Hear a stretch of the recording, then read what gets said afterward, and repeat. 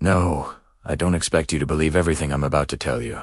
But thank you for listening. We've all heard stories of ghosts tied to places where they lived or where they died. But what if the spirits invade your home? Uninvited, we saw ourselves as intruders, and them as the rightful owners. Beyond the fear, there's a strange empathia feeling that maybe they mean no harm. Our story is different, stranger. It's about what my family endured for over 2 years. I remember the first time I noticed it. It was a Sunday night, movie night.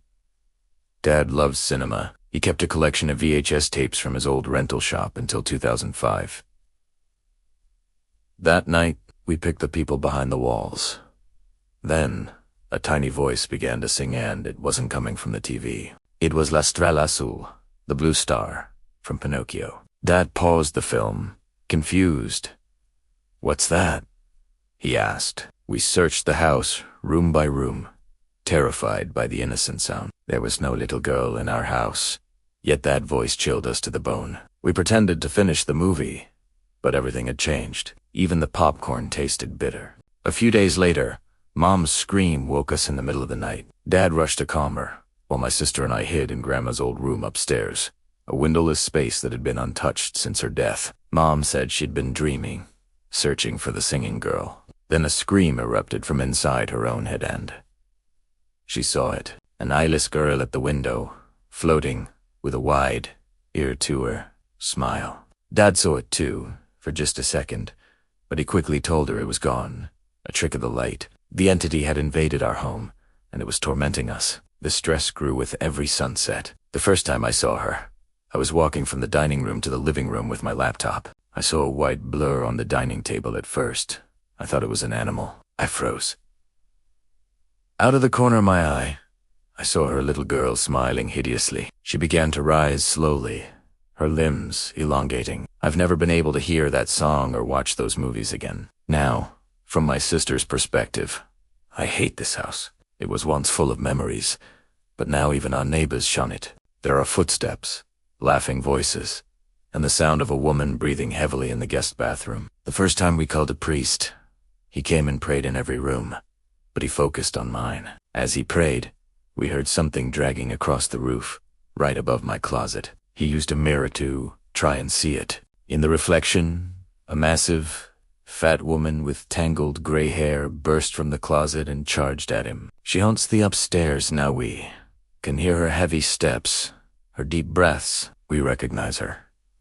One day, I had a good day at school. My friends surprised me with hugs and laughter. For a moment, I felt normal until I got home.